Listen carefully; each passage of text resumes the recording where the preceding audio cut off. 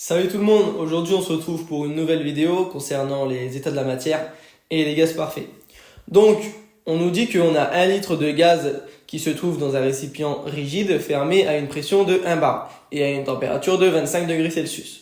Pour faire passer la pression de le récipient à 2 bars, que faut-il faire? Première proposition, retirer la moitié de la matière présente dans le récipient. Alors ici on a un gaz et pour résoudre cet exercice, on va devoir utiliser la loi des gaz parfaits. Alors je sais, on ne nous dit pas que le gaz est considéré comme parfait, mais que voulez-vous, en biophysique à Lille, le prof aime bien qu'on fasse des petites devinettes comme ça dans ses QCM. Normalement, il devrait préciser que le gaz est parfait, mais il ne le fait pas. Donc, on va écrire la loi des gaz parfaits. PV, donc le produit de la pression et son volume, va être égal à la quantité de matière fois la constante des gaz parfaits fois la température. Ici, la première proposition, c'était que si on divise la quantité de matière par 2, on aura une pression qui doublera. Donc si j'isole la pression, ça me fait que la pression est égale à N RT divisé par le volume. J'ai passé le volume de l'autre côté. Donc si je divise ma quantité de matière par 2, je vais aussi diviser ma pression par 2. Donc au lieu de passer d'une pression de 1 bar à 2 bars, je vais passer d'une pression à 1 bar à 0,5 bar. C'est pas du tout ce qu'on veut. Donc la première proposition est fausse. Donc deuxième proposition, introduire 2 litres de gaz à partir d'une réserve extérieure à la pression de 1 bar. Donc ici, si on introduit en fait 2 litres de gaz, on reprend notre loi des gaz parfaits. Donc ici, je vais faire un peu de place. Si j'ajoute 2 litres, mon volume étant au dénominateur, je vais au contraire diminuer ma pression. Si mon volume augmente, ma pression diminue. Donc si j'ajoute 1 litre, 10 litres ou 0,0001 litre, ma pression diminuera. D'accord? Donc deuxième proposition, fausse. Maintenant, C et D, on nous demande s'il faut porter la température à 50 ou à 323 degrés. Donc les deux, de toute manière, ne peuvent pas... ce sera soit une ou l'autre. Si la E est fausse, on vérifie si la E est fausse. Augmenter la pression externe à 2 bars, faux, parce qu'on est dans une enceinte fermée, rigide. Donc si on augmente la pression à l'extérieur, ça n'aura pas d'influence sur la pression interne. Donc ça se joue entre la C et la D. On nous dit donc si soit on porte la température à 50 degrés, soit on porte la température à 323 degrés.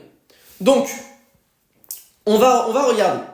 On fait P1, donc ma pression initiale, P1, est égale, donc P1 fois V égale NR fois T1, d'accord, donc mes 25 degrés.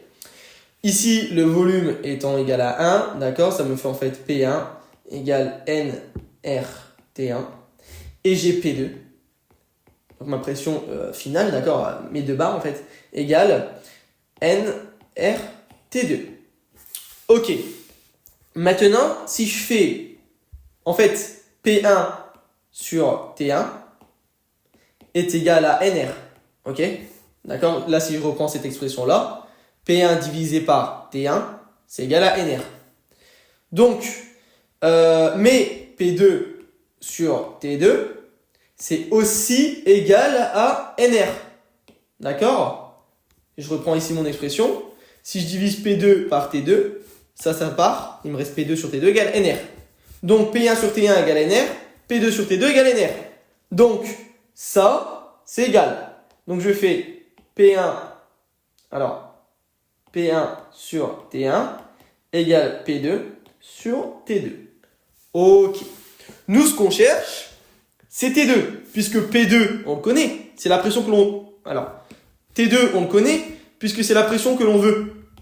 C'est 2 bars. T1, on le connaît, c'est nos 25 degrés, qu'on va convertir dans l'unité du système international. Et P1, c'est notre pression que l'on a initialement, on la connaît, c'est aussi 1 bar. Donc T2, il faut isoler T2. Donc, si j'isole T2, ça me fait en fait T2 fois P1 égale P2 fois T1, d'accord, je fais un produit en croix. P1 fois T2 égale T1 fois P2. Maintenant, j'isole T2. Donc, ça me fait T2 égale P2 fois T1 sur P1. Ok. Maintenant, P2, on connaît, c'est 2 bars. T1, alors la température initiale, c'est 25 degrés. Mais l'unité internationale, c'est le Kelvin. Or, pour passer de degrés à Kelvin, il faut faire plus 273. Donc, en Kelvin, c'est égal à 273 plus 25, que je vais arrondir à 300.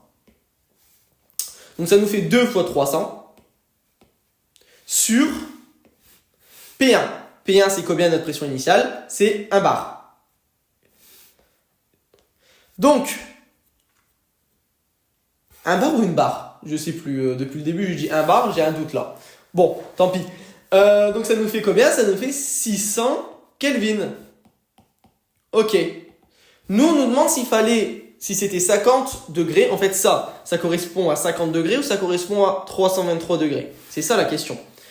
Eh bien, pour passer de Kelvin à degré, j'ai fait moins 273. Donc, j'ai 600 moins 273. Ça me fait 327. D'accord? 327 degrés. Donc, on est autour de 323 degrés. D'accord? Puisque normalement 273 plus 25, ça fait 298. Mais pour simplifier les calculs, je l'avais arrondi à 300. Donc, la réponse, c'est la réponse D. Et cet exercice touche maintenant à sa fin. Je vous souhaite bon courage et n'hésitez pas à mettre dans les commentaires si vous avez des questions.